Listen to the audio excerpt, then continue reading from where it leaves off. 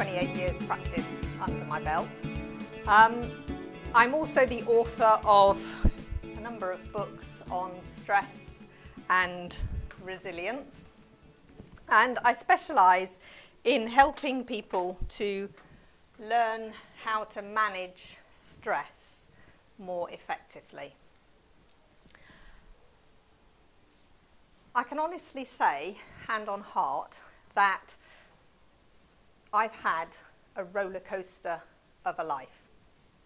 I started off my career as a military nurse, and after I'd left the forces, I moved into health education with sales background, with sales emphasis on the health education. So I very much know and understand the feeling of pressure and stress. Stress has become a really significant problem in this day and age. And everybody sees stress differently. If you talk to one person about what stresses them, they will give you, oh, it stresses me out when the mother-in-law comes round, Christmas stresses me, going on holiday stresses me, the boss stresses me, the traffic stresses me. It's a word that is used time and time again. And not everybody really understands exactly what stress is. It's currently, according to the Chartered Institute of Personal Development, the #1 cause of long-term workplace absence. And actually, that's pushed back pain off the #1 spot that it held for around about 20 years. Now, back pain is something that people get and understand because it's a physical thing and people can see evidence of it in the way that your posture, and they can empathise with it because most people at some point in time have had a bad back. Stress is different because stress is very much about our perception of a situation and how that thinking then affects the way that our body is working. And so stress is actually a headspace problem, a mental health problem.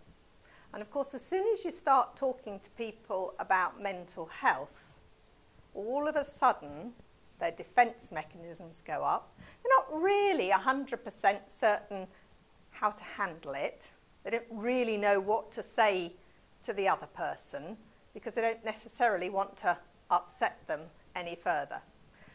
Yet, mental health really is no different from our physical health, where our physical body needs to be fixed by seeing a physiotherapist to learn to build and develop those particular muscles to work more effectively.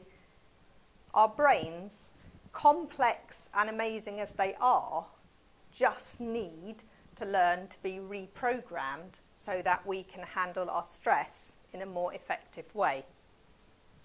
Around about 13.7 million days are lost every year due to stress, which when we're in a recession is a fairly scary thought of how much money businesses are losing. And anybody, of course, who's a sole trader or a small business, losing time and days' work because of stress or ill health is a really big problem. Because stress is linked to heart disease, strokes, diabetes, obesity, cancer, asthma, autoimmune diseases. All of these have a link to stress. Has anybody ever been in a situation where they've gone to their GP or know of a friend, they've gone to their GP for niggly health worries and then been told that it's stress related and been given no more help than it's stress related, you need to de-stress? Well, my fascination with stress came about as a result of that. I have a medical condition and it's basically non-treatable. you have it, and it's a case of tough cookies.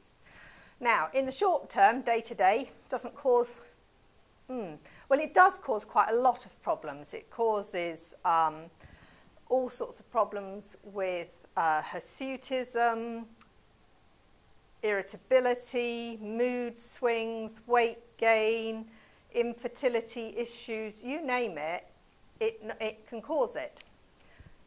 And there is no treatment. The only thing you can do is to change your lifestyle. And one of those lifestyle changes that you have to make is to learn to not get stressed.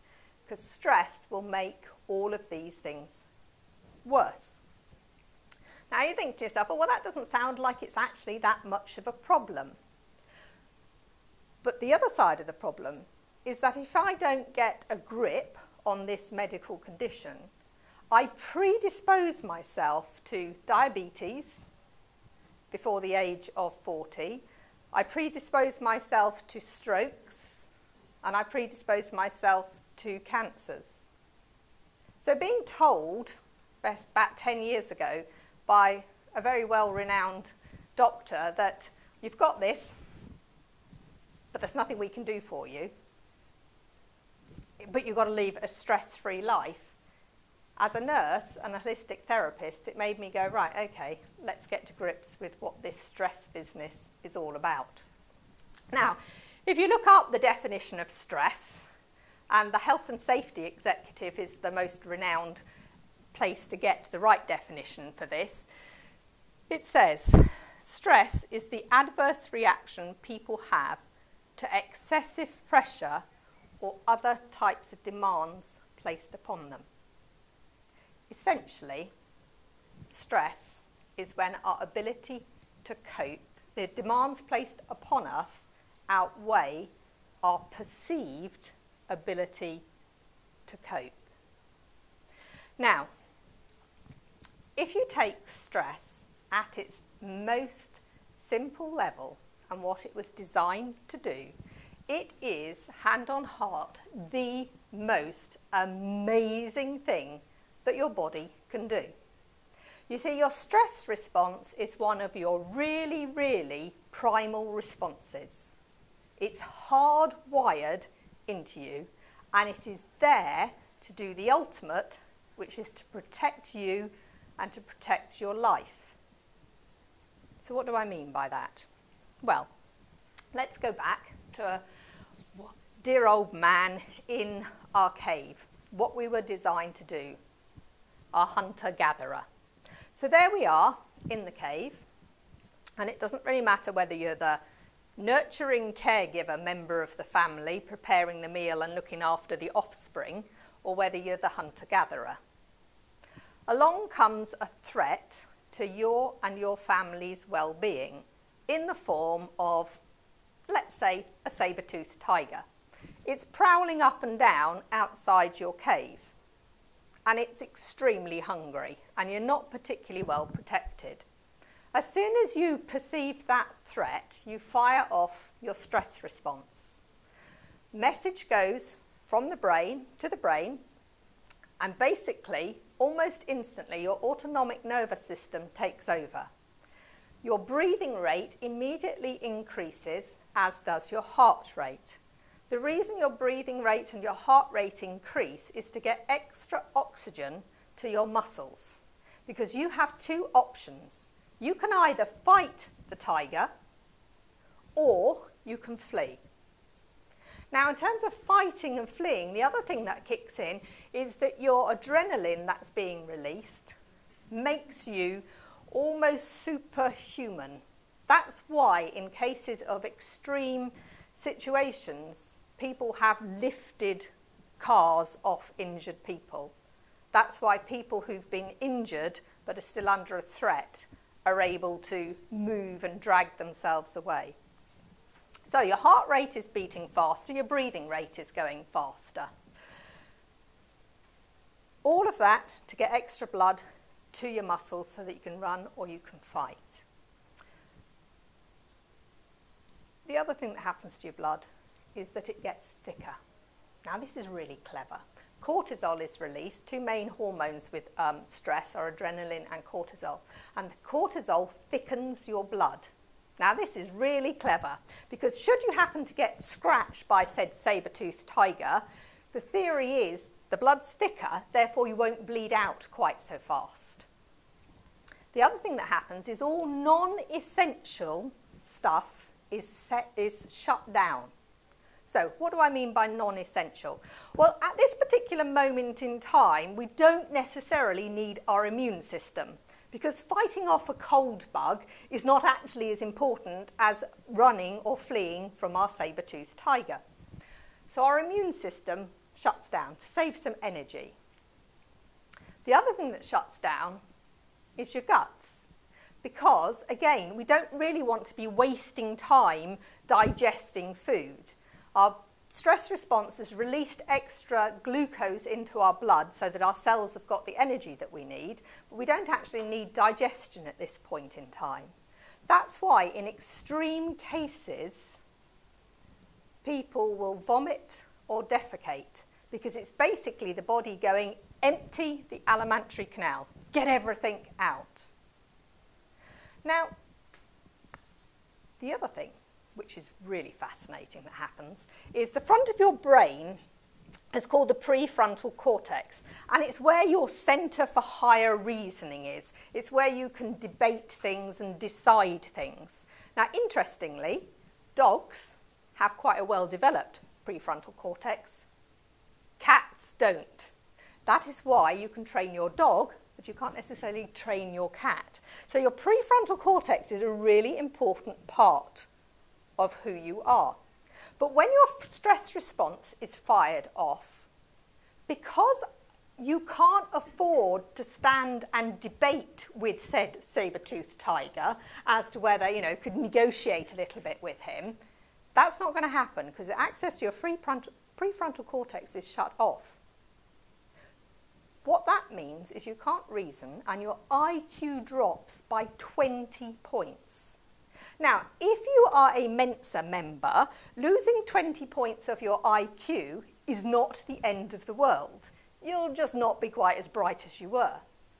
If you just have a normal IQ and it drops 20 points, that's how perfectly normal, rational people turn into complete idiots in a crisis or when they're stressed. So, that's our stress response. Phenomenal when you're in a high pressure situation that is life-threatening. Now, for the majority of us, in our everyday life, we seldom come across life-threatening situations. Different when you're in the police force and when you're working on the front line in Afghanistan, or when you're in the front line in accident and emergency. But for the majority of us, we don't generally come across life-threatening conditions that are a real major threat to us.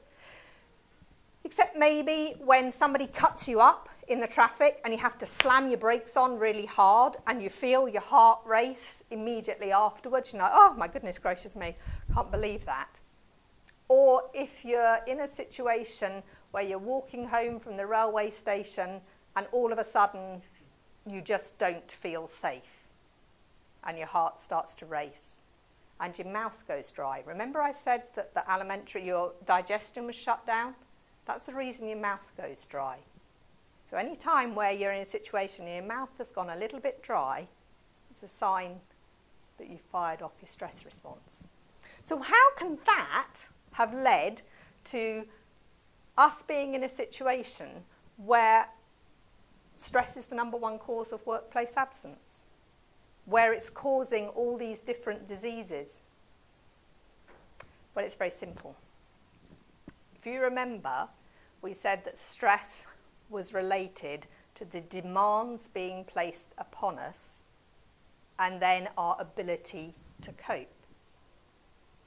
So the majority of situations where stress is causing a problem in modern life, it's down to our perception of that situation.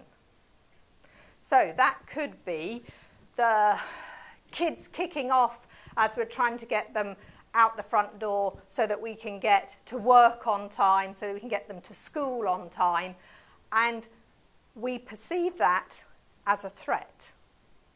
It's a threat to our well-being, because if we don't get to work on time, then our boss is going to give us a hard time and we may end up getting the sack, and then that's a real threat to our family.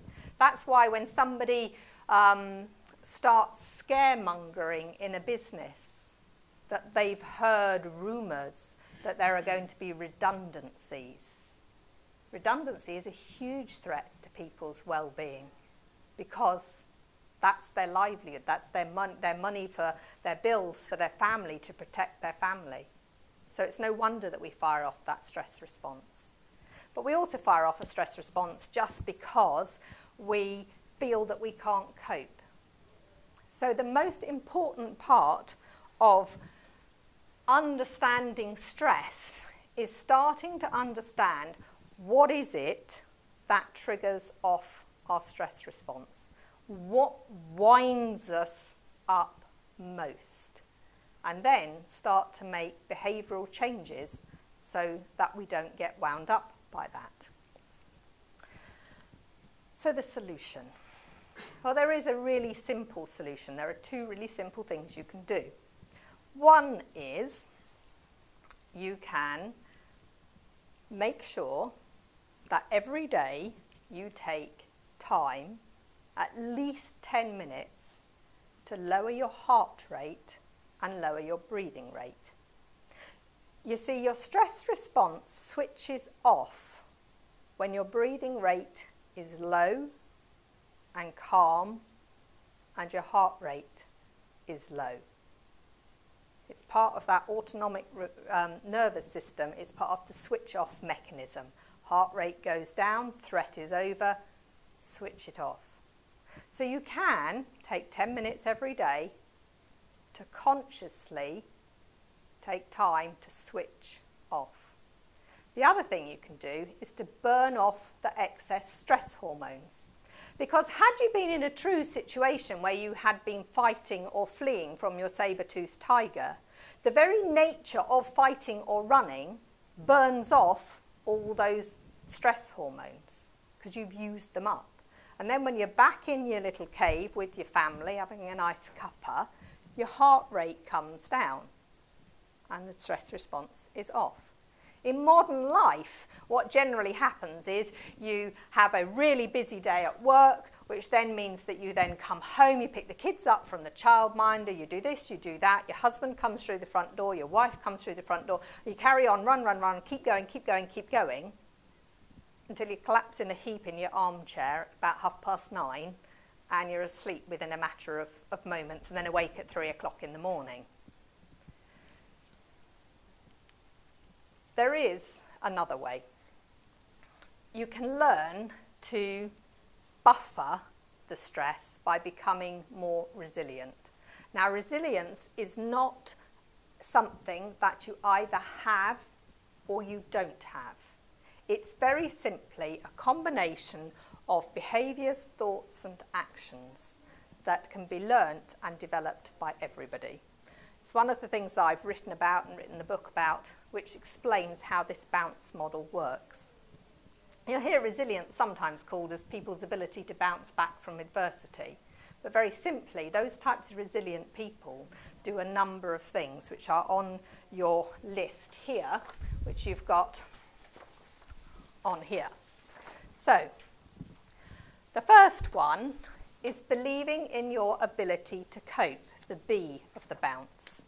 So if you've got a pen handy and you would like to partake, what you can do is score yourself on a score of 1 to 10 on how well you believe you are at coping with life in general. And if that makes you think, oh, I'm not really sure, how well do you cope with change on a scale of 1 to 10? 1 is I don't cope. Change and anything different completely freaks me out. And 10 is, well, actually, you know what, I cope fine.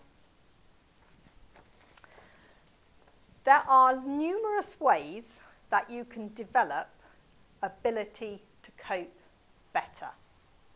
Remember, we likened physical illness and mental illness. With physical illness, you go to the physiotherapist, you visit the chiropractor. With anything to do with the brain, we just need to do some more talk therapies. We need to help ourselves to unpick why this is causing us a stress, or find new ways to cope with it. And there are lots of different ways that we can do that. Cognitive behavioural therapy is used a lot now by the NHS because it works. All cognitive behavioural therapy is a way for people to unpick poor habits that no longer serve them and replace them with good habits which empower them. The O is optimism. Now, score yourself on a scale of 1 to 10. How optimistic are you? Is your glass half full or half empty? Because those people whose glass is half full, who see life in a more optimistic way, are naturally more resilient. Now, I'm not talking about living in la-la land where, everything is rosy and the world is absolutely wonderful. We're talking about being realistically optimistic. Having the ability to set goals is really important.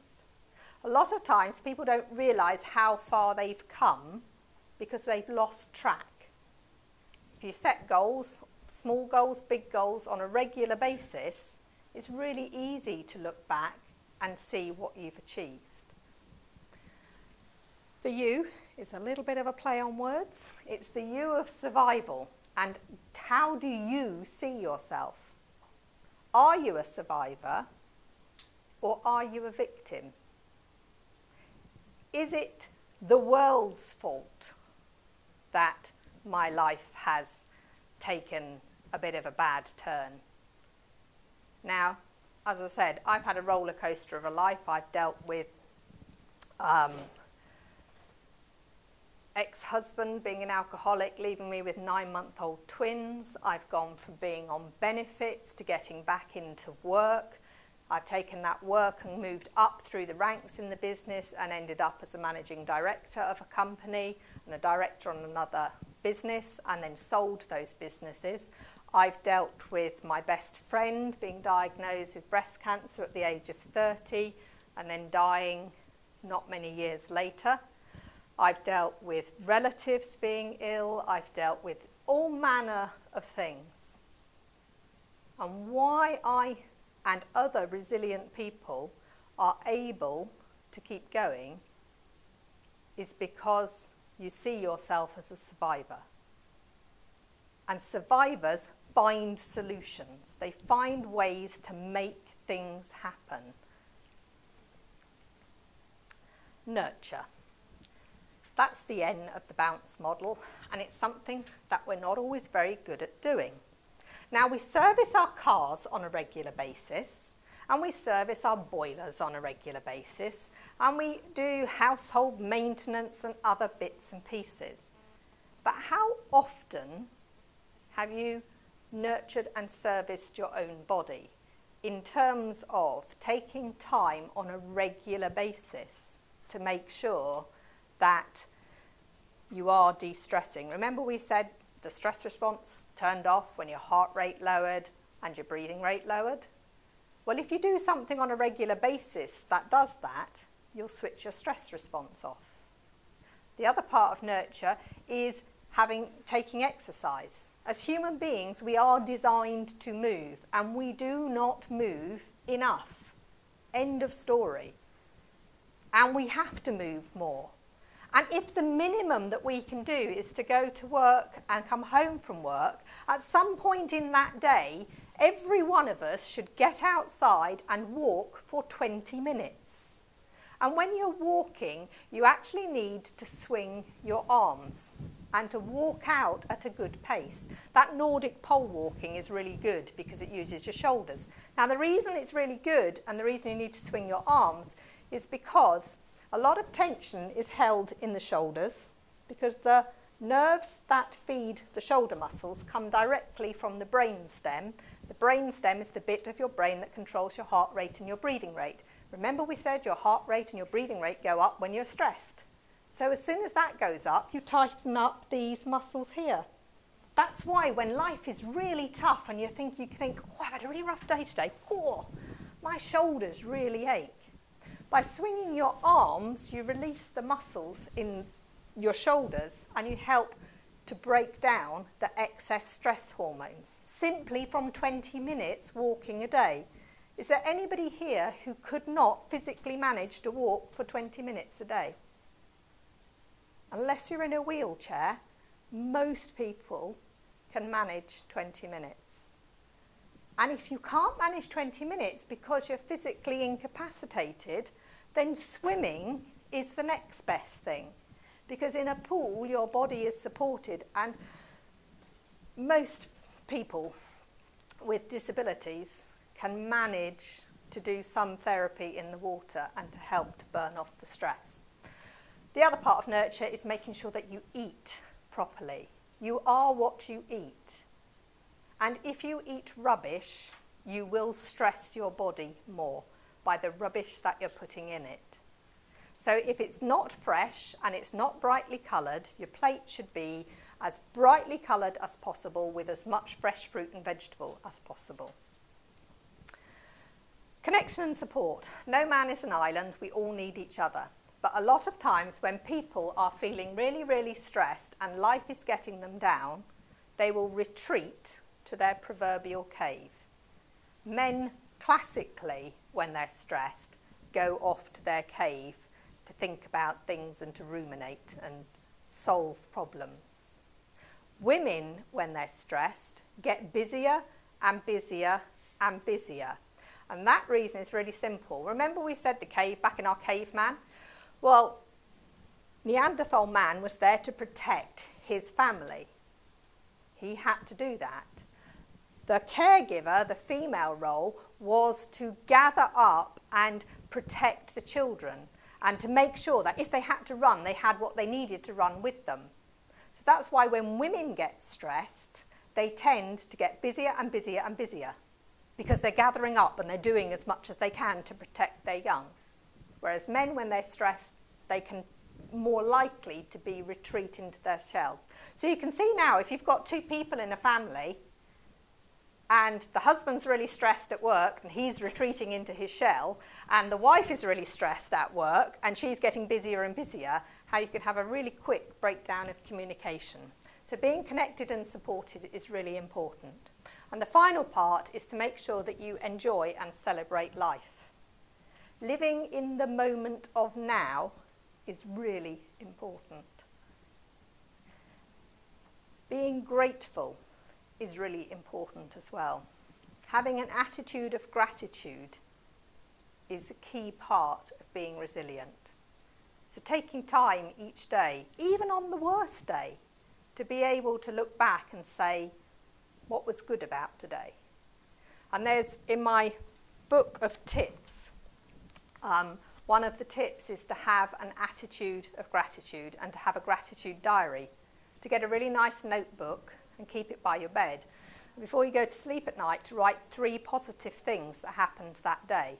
Now, it can be really simple things. It can be just something as simple as you heard the cuckoo when you were out in the woods in the spring, you managed to get that parking space so that you weren't late, that you actually managed to get the kids out of the front door, into the car, and you didn't scream at them once. All of that is really positive, but how often do we actually take time to say that we did it?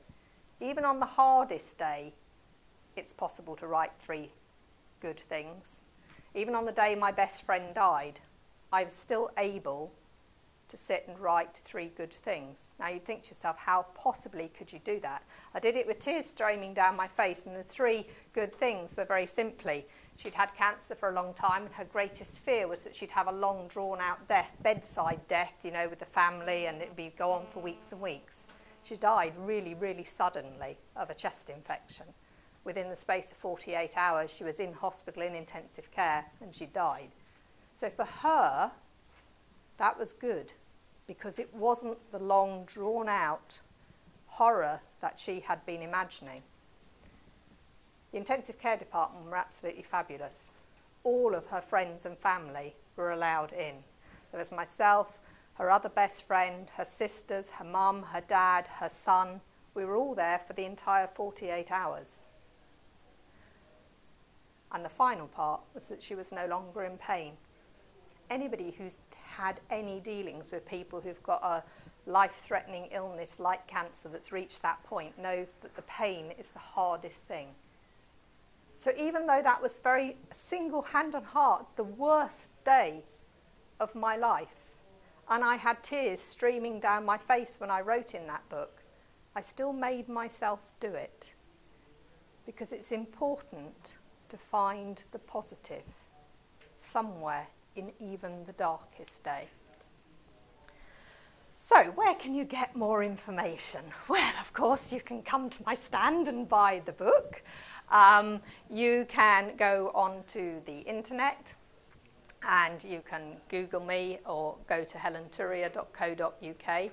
Anybody that goes there, you can then download a free ebook on tips on how to become more resilient. I've had some really good feedback on my book, including from the professor of medicine down at Southampton University, and he's a specialist in stress management and stress consultancy, and he has endorsed my book for me.